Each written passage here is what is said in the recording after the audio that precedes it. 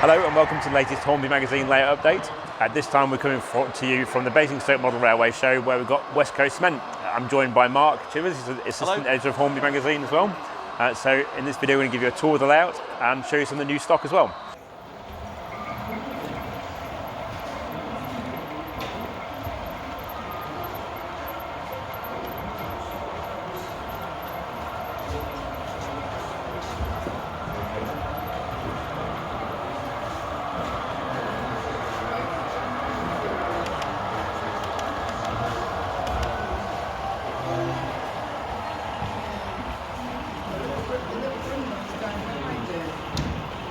So this weekend we've got some new additions to the rolling stock roster here on West Coast Cement, including the new Acura Scale PFA wagons. We've got two sets of those. We've got a set of the British Fuels versions, and we've also got a set of the cut-down nuclear flask versions as well. Yep, both appropriately running with Class 37s. They are indeed, yep. Absolutely. That's an important point there. Yes, so we've both got 37s on there.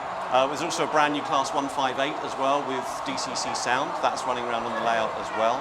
So we've taken the opportunity to put some new products through the tests, make use of them as well, and just have some fun.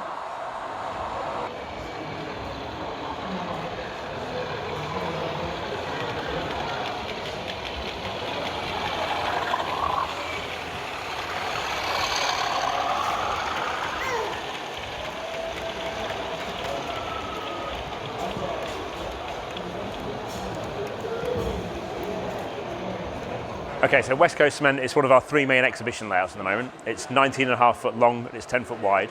It's set in the late 1990s and the early 2000s on the West Coast main line.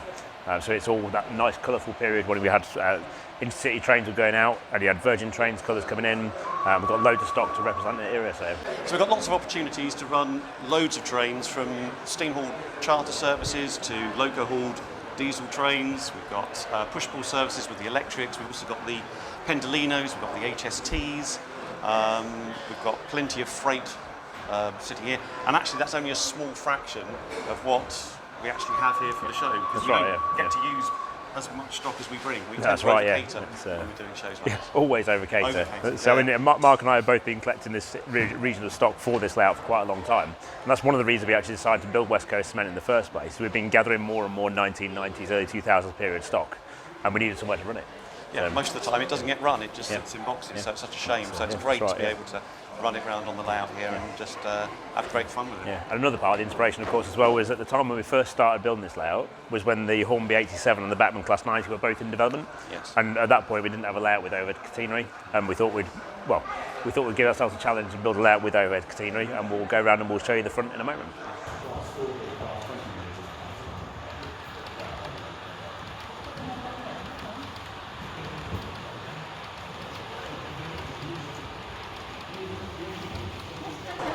So here you can see the Railmaster system that we use. We've got two systems that we use on the layout, one of which controls the points and the accessories, which is Railmaster. We've got this set up like a mimic diagram from a signal box. So the whole layout, around the front, into the back, fiddle yards at the extreme ends, the main layout, scenic section in the centre.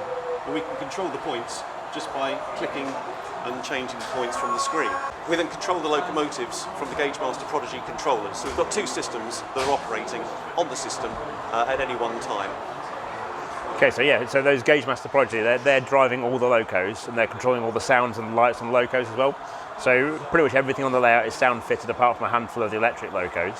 Most of those, there's probably a fair mixture on this layout actually between ESU and Zimmer's decoders in this layout.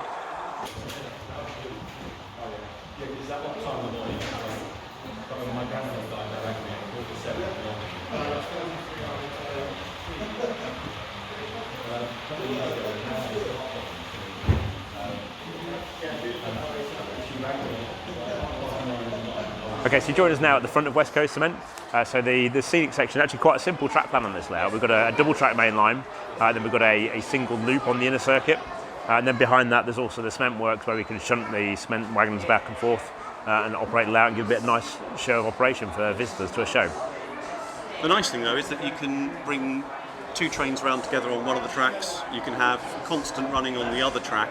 There's only really, 3 points Yeah, well, there's actually on the actual mainline section, there's actually only one point on the scenic section. Yeah. There's then another half a dozen though in the cement work, which we use for the shunting as well. Yeah, that's right. So I mean, to make all that interesting though for the viewers who are coming to see the layouts at the shows, as you've probably seen with our storage yard, it's absolutely rammed full of trains. So every line apart from 2 in the storage yard has at least 2 trains in it. So we're always running a sequence of trains. So if you stood at the front of West Coast Cement, anyone who's seen it at the show, you'll realise that actually we're always running different things around the layout. The occasional changes to that rule are the Pendolino and the HST, which would generally have those in a line of their own in the storage yard, so they can just bat round and have a bit of fun with those as well. The kids love it. It's always very popular, isn't it? It is, yeah. It's always the most popular one, the one we get lots of requests for. That's right, especially with younger viewers as well. With the younger viewers of the layout, the shows. Yeah, and we let that probably run a bit faster than most of the other trains. It probably does. We can get that up to full speed steps, so 125, 126 speed steps, and that will run around the layout at a good rate of knots. Yeah, that's actually one of the quite fascinating things I find about this layout is the connection that a slightly different age group has with a 1990s period layout, because they can see Virgin trains, they can see the new measurement train. You've got recognisable brands that people can enjoy and understand as well. And I think the fact they're all fitted with DCC sound as well, that helps. The HSTs, for example, they sound great when they're ramping up and then slowing down as we go over the level crossings or go into the storage yard at the opposite end. And of course you can make use of the signals if you want to slow down and stop at them, pull away. You've got that ramping up of the engine sounds, which is great fun. Oh, mention the signals as well, we should talk about those, because the signals on this layout, they're also all automatic as well. So they're the train tech sensor signals, and they're all 4 aspect types. So they've got a little sensor just by the line side. So as the train goes across the sensor, it changes the signal from green to red. And then the signal automatically sequences back through its correct sequence of lights for 4 aspect signals to come back to green again. And that's particularly effective on the outer circuit, where we've got 2 signals that actually they're linked together. So there's a cable that runs the full length of the layout underneath it, and that joins the 2 signals together, so they're actually talking to each other. So the aspects on the first one will match what the second signal shows as well. The nice thing about that is, as a driver on the outer loop, you can stand at one end of the layout whilst controlling the trains coming round. Once you can see one train's gone past the signal, it turns red, it then slowly disappears. You can already be starting the other train in the storage yard to bring it round, so by the time it comes into the scenic section again, the lights have already stepped through the changes to double amber and to green, so that again the process continues as you're going around on the outer loops. The inner loops are slightly different in that the 2 loops we've got, the signals can be changed to red or green manually as well as automatically if you've got them set. That's right, yeah. We use it's in Railmaster software there, so we can actually change the signals manually in Railmaster for those 2 signals. Another manual operation as well, we should mention the level crossing. So the level crossing's got the train tech accessory built into it as well. So we've got a manual option to turn that on and off, and it's also got a little sound unit in there as well, which always seems to catch people's attention when we set that off. So.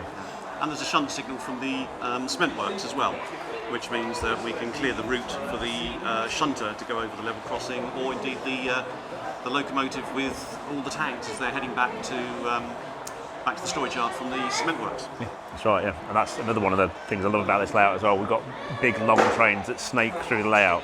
Lots of things to keep you occupied. That's right, yeah. I mean, the and 20, to get you in trouble as well. Well, yeah, always get us in trouble, yeah. But like, the 25 wagon cement train, we bring that out from the loop as well. It looks really good snaking across the junction and stuff. So, yeah, lots of fun.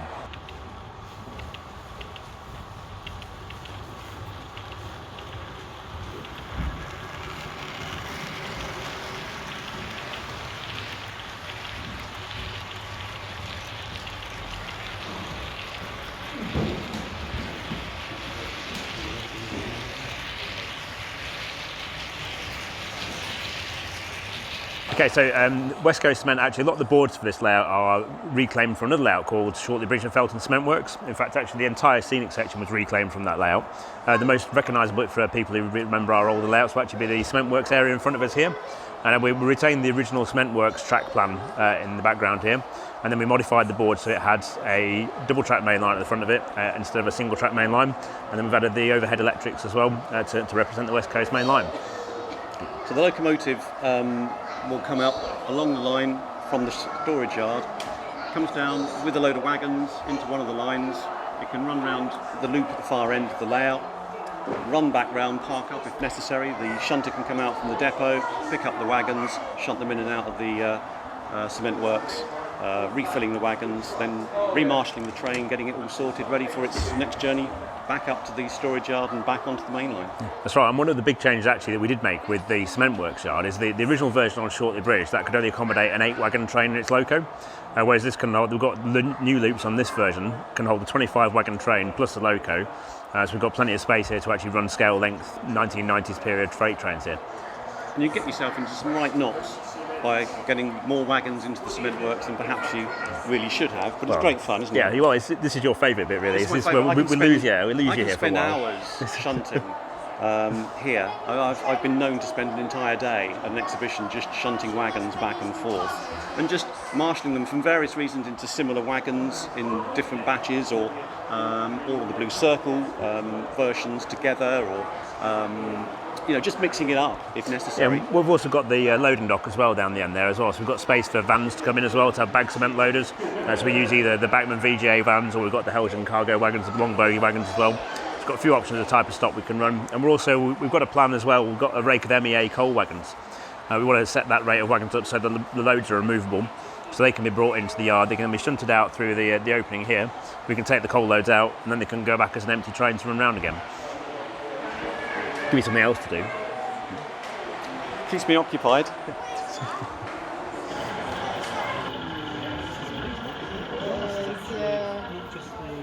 No, it's a mix, isn't it?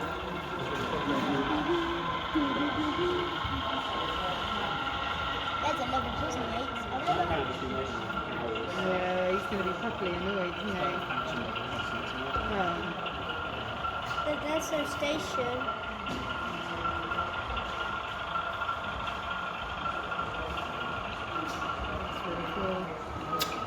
Alright.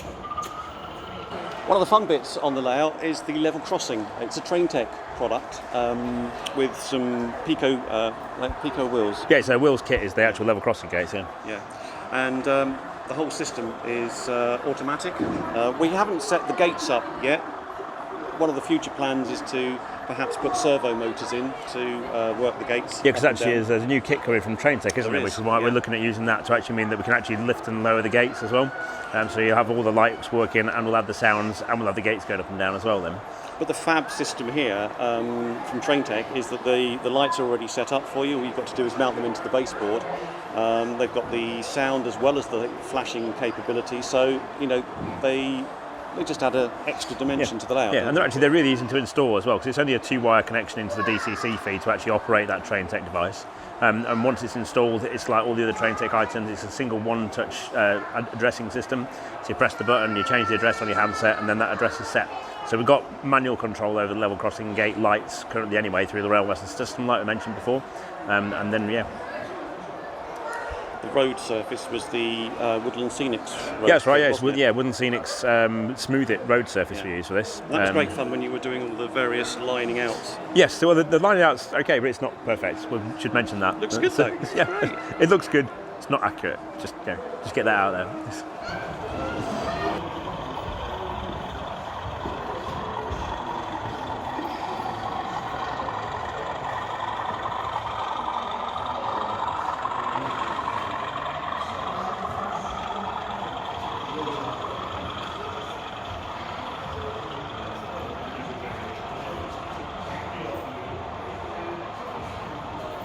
Okay, so we hope you've enjoyed this tour of West Coast Cement.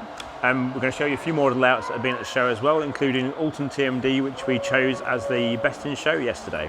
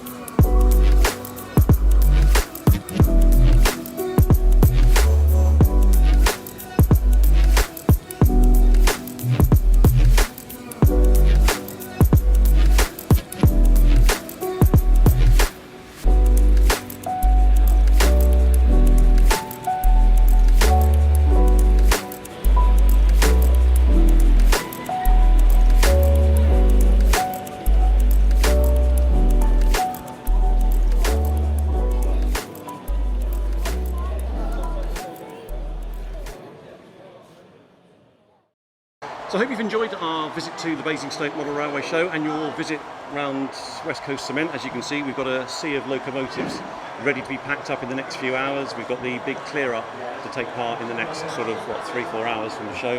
But whilst we're doing that, why don't we go back to the workshop?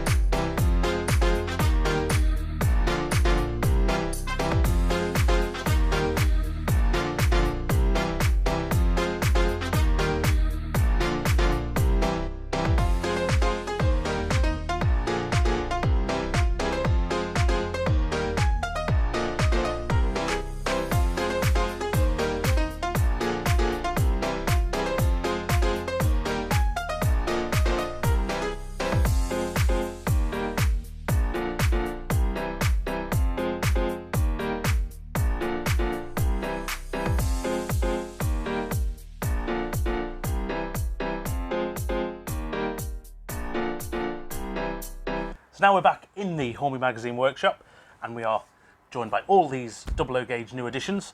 So Mike, what have we got this month? Right, so I'm going to start with the steam locos at the front this time. So we've got a second version of the Princess Royal. We've got one of the BR versions, that says 46207 Princess Arthur of Connaught. Then next to that we've got the LMS version, which we showed you last month as well, 6201 Princess Elizabeth.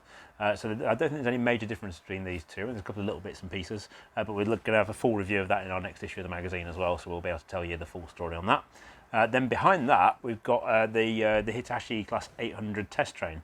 Now, a lot of people probably remember when these first came out, it was only the power cars that were available. Hornby's taken to set that record straight, and they've delivered a set of trailer coaches to go in the middle. So you can now have a full 5-car formation for the 800. And I think is it 800 002 this one? It is. Yeah. So yes, a full 5-car formation. Obviously, if you've already got the power cars, that's great. If not, they are in fairly short supply because they're limited editions. So really, it's not the ends that are new; it's the coaches that are that's new. right. Yeah, the middle part. Yeah. Yeah.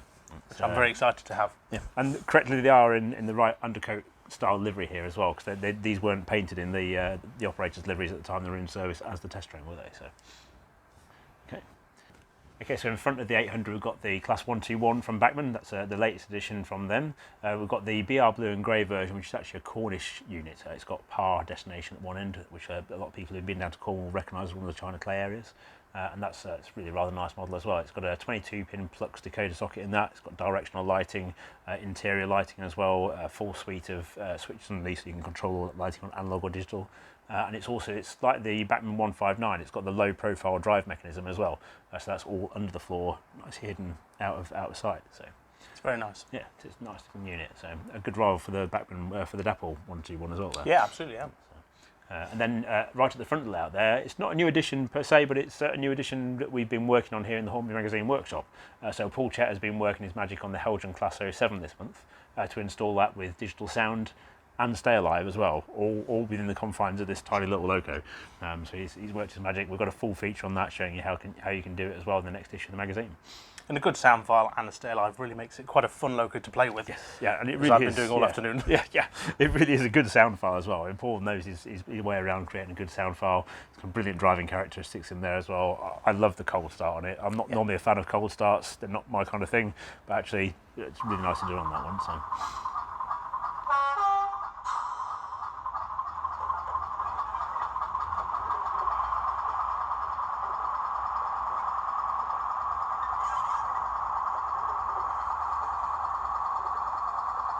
Okay, so that's it for the double O gauge editions for this time. Not quite as many as we've seen in some of the recent issues, although actually the one we did 2 months ago had an exceptional amount of new editions there. However, we've got more to show you. We're going to go on to the O gauge section now as well. We've got a couple of new review models which have come in, and also I've got a few new projects I've been working on as well to show people as well.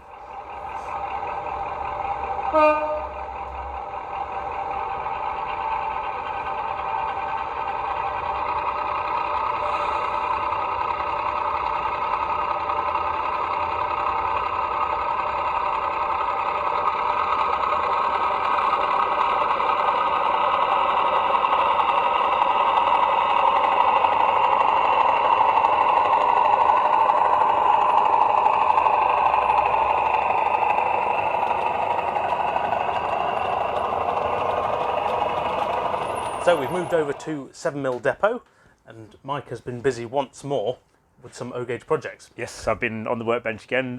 Well, one of the ones I showed you last time is still in progress. It's nearly finished now, actually. I've got all the brass components now onto it, so I've got the buffers to do and just a few bits of finishing off on that. But I've picked up a couple of other kits that I've had in the drawers as well to get on with those. So the first one to mention is the Stania 50-foot parcels van here behind me. That's an Ian Kirk kit.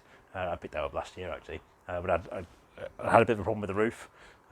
Couldn't figure out the best way around the roof, and then found a company that could supply me an alternative roof for it. So having got the roof, I then figured out the rest of it and had a good old steam through that in an afternoon the other Sunday.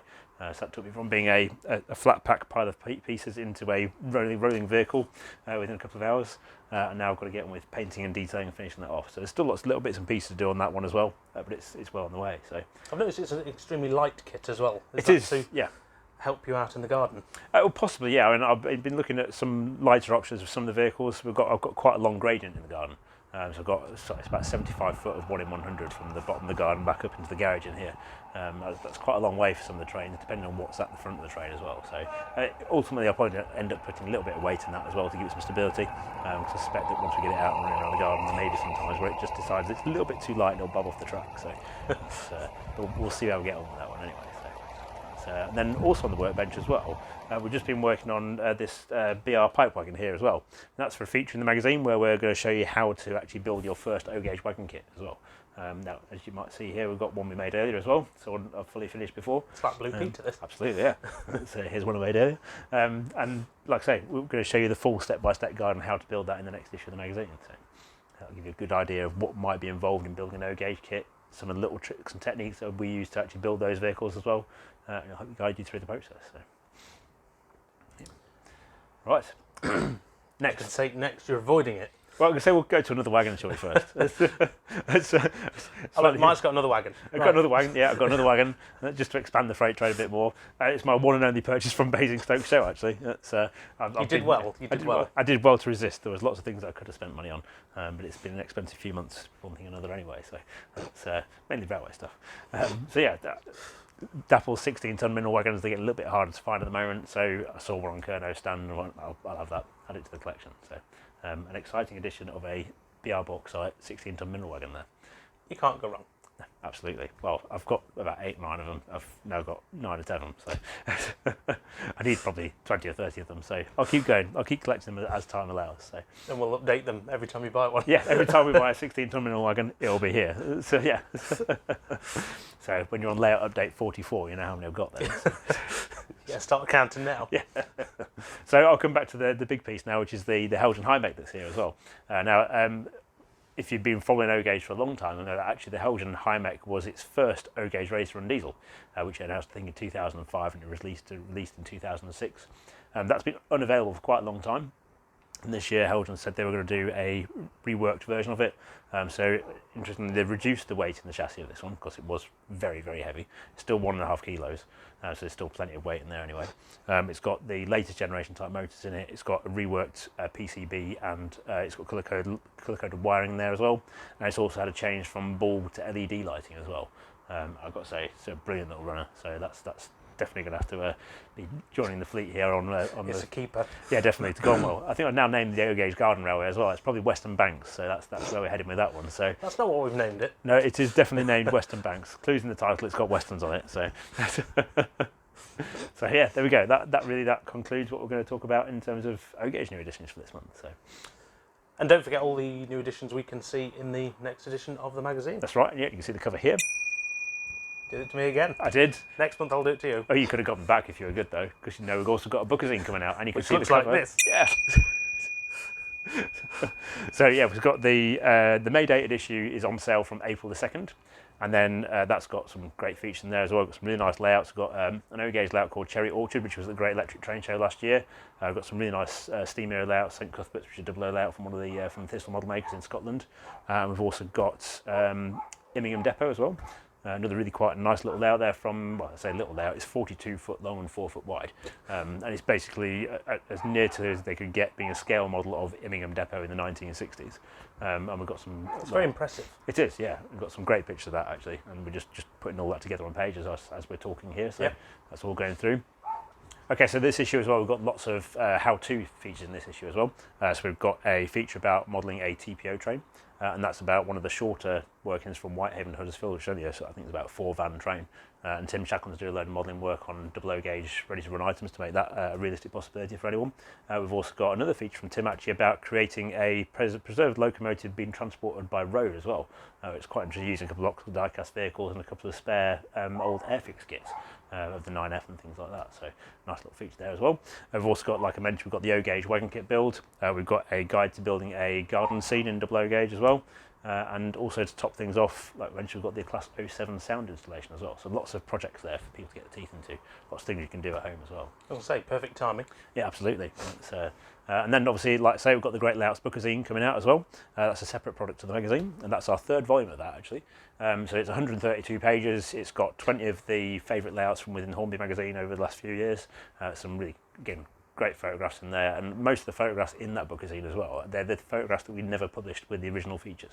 So you'll recognise some of the layout names in there, but there's new images, so it's lots of new things for people to see as well.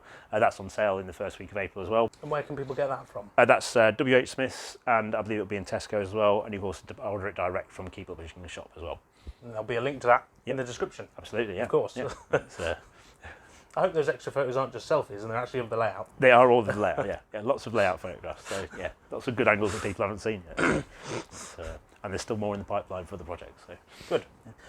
So before we go, I have to say to all the YouTube subscribers, because our subscriber count has nearly doubled in the last few months, so I want to say a big thank you to everyone who has subscribed. And if you haven't already, feel free to subscribe, it's free. Yeah, we You really get to see all appreciate these that. videos. Yeah, lots more to come as well on the video front. So it's been a fun layout update this time, because obviously started off in Basingstoke right, and then ended up here. Back in the workshop, with the usual layouts, usual suspects. We've got lots more for next time planned as well. We've got some special features coming as well for the next issue of the layout update, so I hope you join us then. Thank you very much for watching. Thank you. Take care.